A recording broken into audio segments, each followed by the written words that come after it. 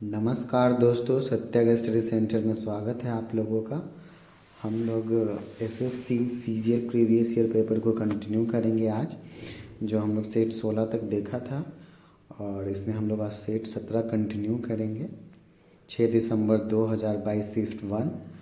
और इसमें पहला क्वेश्चन है, धोने का सोडा का रासायनिक सूत्र क्या है? तो ये हमने कल भी बताया था, ये है सोडियम कार्बोनेट Na2CO3 10H2। और खाने का सोडा होता है सोडियम बाइकार्बोनेट NaSCO3। तो हम लोग देख रहे हैं कि हर शिफ्ट में एक रासायनिक सूत्र पूछा जा रहा है, जो कि आने वाले जीडी एग्ज़ाम के लिए भी इम्पॉर्टेंट है। तो हम सारे जो भी रासायनिक सूत्र इम्पॉर्टेंट हैं उनको करेंगे। सेकेंड है, कौन उड़ियार के चोलों के प्राचीन मुखिया परिवार से संबंधित था, जिसने 9वीं सदी के मध्य में मुट्टरियार को हराकर कावेरी डेल्टा पर कब्जा जमाया था? तो ये थे विद्यालय। तीसरा है, किसे हिंदुस्तानी संगीत के कई राग और धुनें तैयार करने का श्रेय दिया जाता है? तो ये थे तानसेन। चौथा है, निम्नलिखित में से कौन सी राष्ट्रीय आय की विशेषता नहीं है? तो यह केवल मध्यवर्ती वस्तुओं में शामिल है। ये इसे हमेशा वित्तीय वर्ष के संदर्भ में व्यक्त किया जाता है। यह एक प्रवाह अवधारणा है, यह एक समष्टि अर्थशास्त्र का अवधारणा है। तो यह केवल मध्यवर्ती वस्तुओं में शामिल है। पाँचवा है, मई 2022 में हैदराबाद में अंतर्राष्ट्रीय योग दिवस की 25 दिवसीय उल्टी गिनती को चिन्हित करने के लिए आयोजित कौन सा उत्सव था, जिसमें सभी क्षेत्रों में सक्रिय 1000 लोगों ने भाग लिया? तो ये योग उत्सव था और हम लोग अंतर्राष्ट्रीय योग दिवस 21 जून को मनाते हैं। छठा है, सरकार की किस शाखा का उत्तरदायित्व कानूनों और नीतियों को लागू करना है? तो यह है कार्यपालिका का उत्तरदायित्व है। सातवां, निम्नलिखित में से एक चालक नहीं है? तो चांदी, तो ये तो सबसे अच्छा चालक है। निकल, तांबा, कठोर रबर। तो जो भी धातुएं होती है ये सब चालक होती हैं, लेकिन कठोर रबर जो है ये चालक नहीं है। आठवां है, सरोजनी नायडू कब भारतीय राष्ट्रीय कांग्रेस की पहली भारतीय महिला अध्यक्ष चुनी गई थी? तो सरोजनी नायडू कानपुर में भारतीय राष्ट्रीय कांग्रेस की पहली भारतीय महिला अध्यक्ष चुनी गई थी। अगर क्वेश्चन पूछा जाएगा पहली राष्ट्रीय कांग्रेस की पहली महिला अध्यक्ष, तो ये एनी बेसेंट थी 1917 में, और सरोजनी नायडू 1925 में अध्यक्षता की थी। और 1924 में महात्मा गांधी ने एक बार अध्यक्ष बने हैं इसके, और ये सेशन हुआ था बेलगाम कर्नाटका में। नौवां है, कहाँ आम बौछार मैंगो शावर सामान्य है? तो ये केरल में।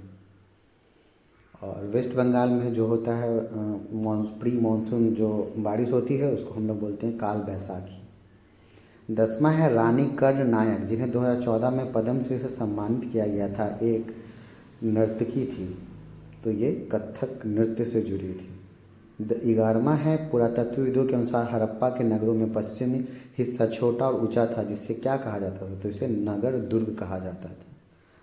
12वां है, मई 2022 में नीति आयोग के नए उपाध्यक्ष के रूप में किसे नियुक्त किया गया है? तो ये सुमन बेरी। और परमेश्वरन अय्यर जो हैं इसके CEO हैं।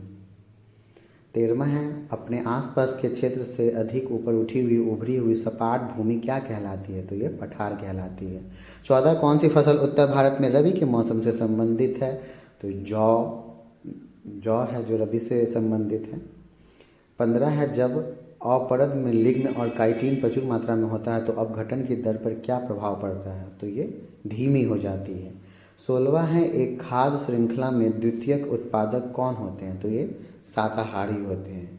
17 है, एक बैडमिंटन खिलाड़ी को खेल के दौरान दिया गया काला कार्ड क्या इंगित करता है? तो ये अयोग्यता बताता है। 18 है, हरित क्रांति के पहले चरण में HYV वीजों का उपयोग किस समूह के राज्यों के अधिक संपन्न लोगों तक सीमित था? HYV high yielding variety of seeds जो था ये पंजाब, तमिलनाडु और आंध्र प्रदेश तक सीमित थे। 19वां है, सुनंदा नायर किस नृत्य शैली के प्रदर्शन के लिए प्रसिद्ध है? तो ये मोहिनी अट्टम जो केरल का शास्त्रीय नृत्य है। फिर 20 में, वर्नाकुलर प्रेस एक्ट किस वर्ष लागू किया गया था? तो ये 1878 में लागू किया गया था। और वर्नाकुलर प्रेस एक्ट को रिपेल किया था लॉर्ड रिपन ने, और इसको लागू किया था लिट्टन ने, लॉर्ड लिट्टन। 21वां है भारत नाट्यम और कुचिपुड़ी नृत्यांगना यामिनी कृष्णमूर्ति को 2016 में किस पुरस्कार से सम्मानित किया गया था? तो इन लोगों को पद्म विभूषण से इनको सम्मान दिया गया था। और ये कुचिपुड़ी जो कि आंध्र प्रदेश का शास्त्रीय संगीत है, इसकी नृत्यांगना है और भरतनाट्यम की। 22वां है भारतीय संविधान का अनुच्छेद 19 कितनी प्रकार की स्वतंत्रता प्रदान करता है? ये तो ये 6 प्रकार की। 23वां क्वेश्चन है 2011 की जनगणना के अनुसार बाल लिंगानुपात प्रति 1000 पुरुषों पर कितनी महिलाएं हैं? तो ये 919 है। 24वां है जून 2022 में सर्वोच्च न्यायालय ने निर्देश दिया कि देश भर में प्रत्येक संरक्षित वन, राष्ट्रीय उद्यान और वन्यजीव अभयारण्य के आसपास उनकी सीमांकित सीमाओं से आरंभ करते हुए कम से कम कितने किलोमीटर को अनिवार्य इको सेंसिटिव जोन घोषित किया जाना चाहिए? तो यह है 1 किलोमीटर। और 25वां नवंबर 2022 में सेवानिवृत्त सेना अधिकारी राज शुक्ला को किसके सदस्य के रूप में नियुक्त किया गया है? तो ये संघ लोक सेवा आयोग यूपीएससी के सदस्य बने हैं राज शुक्ला। तो ये 25 क्वेश्चन हमने सेट 17 का देखा। अब हम लोग नेक्स्ट सेट 18 देखेंगे। वीडियो अगर अच्छा लग रहा है तो प्लीज़ लाइक और शेयर करें। तो हम लोग सेट 18 कंटिन्यू करते हैं। 6 दिसंबर 2022 शिफ्ट 2 का पहला है सिखों का प्रसिद्ध त्यौहार बैसाखी हर साल किस महीने मनाया जाता है? तो ये अप्रैल 13 अप्रैल को हम लोग बैसाखी मनाते हैं। और 13 अप्रैल 1919 को पता है आपको कि अमृतसर में क्या हुआ था। दूसरा है चोल अभिलेखों में भूमि की विभिन्न कोटियों का उल्लेख मिलता है। कौन सी भूमि मंदिर को उपहार में दी गई भूमि के रूप में जानी जाती थी?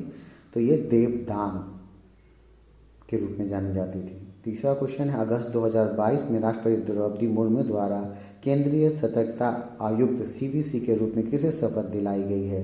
तो यह है सुरेश एन पटेल। तो जो भी नियुक्तियां नई नियुक्तियां हुई हैं ये सब इम्पॉर्टेंट है आने वाले जीडी एग्ज़ाम के लिए, तो कृपया प्लीज़ इसे ज़रूर एक बार देख के जाएं। चौथा है कैबिनेट की नियुक्ति समिति ने वर्तमान रिसर्च एंड एनालिसिस विंग के प्रमुख का कार्यकाल 1 और वर्ष के लिए 30 जून 2023 तक बढ़ा दिया। वर्तमान प्रमुख कौन है? तो यह है सामंत कुमार गोयल। 5वां क्वेश्चन है भारत ने राष्ट्रमंडल खेलों का आयोजन कितनी बार किया है? तो 1 बार। 6ठा है कौन से गहरे रंग का एक आकार विहीन पदार्थ है जो माइक्रोबियल क्रिया के लिए अत्यधिक प्रतिरोधी होता है और अत्यंत धीमी गति से अपघटन से गुजरता है? तो यह है ह्यूमस। 7वां कितने भारतीय राज्य बांग्लादेश के साथ अपनी सीमा साझा करते हैं? तो ये 5 राज्य हैं, वेस्ट बंगाल, मेघालय, असम, त्रिपुरा, ये सारे राज्य जो हैं ये सीमा बनाते हैं। 8वां 1867 में बम्बई में स्थापित किसने जातिगत प्रतिबंधों को हटाने, बाल विवाह को समाप्त करने और महिलाओं की शिक्षा को प्रोत्साहित करने आदि की मांग की थी? तो ये प्रार्थना समाज था। और इसके जो फाउंडर थे प्रार्थना समाज के आत्माराम पांडुरंग थे, आत्माराम पांडुरंग। 9वां है तमिल समुदाय द्वारा मनाया जाने वाला हिंदू त्यौहार जो तमिल सौर माह में पड़ता है क्या कहलाता है? तो इसका नाम थाई पुषम है। 10वां है वस्तु और सेवा कर जीएसटी कब से लागू हुआ? तो 1 जुलाई 2017 से लागू हुआ है। 11वां है पल्लवों के शिलालेखों में किस व्यापारियों के संगठन के रूप में जाना जाता था? नगरम। 12वां है सुंदरम बालाचंदर किस वाद्य यंत्र के मुख्य वादक रहे? तो ये वीणा के थे। 13वां है 10 अप्रैल 2022 तक प्राप्त जानकारी के अनुसार कौन पुडुचेरी के मुख्यमंत्री हैं?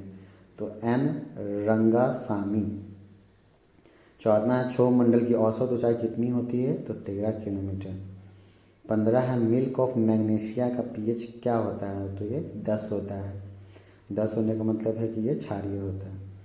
16वां है वास्तविक कार्यकारी शक्ति मंत्रिपरिषद में निहित होती है जिसके प्रमुख कौन होते हैं? प्रधानमंत्री होते हैं।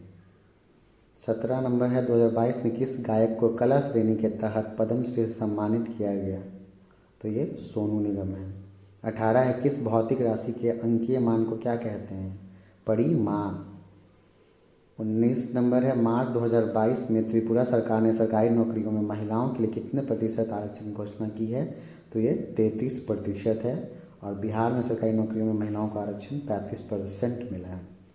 20वां 1840 में जाति उन्मूलन के लिए कार्य करने के लिए कहाँ में परमहंस मंडली की स्थापना की गई थी, तो ये बॉम्बे में। 21वां है फुटबॉल में जब गेंद गोल के फ्रेम या रेफरी से टकराती है और गोल और टच लाइन के भीतर रहती है तो इसे क्या कहा जाता है, तो इसे कहते हैं स्टिल इन प्ले। 22वां है भारतीय सुदूर संवेदन संस्थान Indian institute of remote sensing की स्थापना कहाँ हुई थी, तो ये देहरादून में हुआ है। 23वां है भारतीय अर्थव्यवस्था के संदर्भ में योजना बनाने के लक्ष्य के रूप में आधुनिकीकरण का उद्देश्य क्या नहीं था। पहला पश्चिमी जीवन शैली अपनाना, दूसरा सामाजिक दृष्टिकोण में परिवर्तन, तो क्या है पश्चिमी जीवन शैली अपनाना। 24वां है 1664 में नक्षत्र ओरायन के ट्रेपीजियम में 5वें तारे एक तारापुंज छोटा नक्षत्र की खोज किसने की थी, तो ये रॉबर्ट हुक ने किया था। और रॉबर्ट हुक ने ही 1665 में डेड सेल मृत कोशिकाओं का भी खोज किया था। 25वां स्तंभ बी से मिलान करना है, तो स्तंभ ए में बीमारी दिया हुआ है और क्यों होती है, तो जैसे कावास्योरकर है तो ये हमें पता है प्रोटीन की कमी से ये बीमारी होता है। दूसरा है कमज़ोर हड्डियां और मांसपेशियां, तो इसमें क्या कमी होगी, कैल्शियम की कमी होगी। रक्तअल्पता, तो ये आयरन की कमी से होता है, खून की कमी, एनीमिया डिजीज़। घेंघा, तो घेंघा रोग जो होता है आयोडीन की कमी से होता है। तो आज हमने ये 50 क्वेश्चन देखा जो कि आने वाले सारे एग्ज़ाम्स के लिए इम्पॉर्टेंट है। तो प्लीज़ एक बार इस वीडियो को ज़रूर देखें। अगर वीडियो अच्छा लगा है तो प्लीज़ लाइक शेयर और सब्सक्राइब कीजिए और यूँ ही हमारा चैनल देखते रहिए और प्यार अपना देते रहिए और धन्यवाद।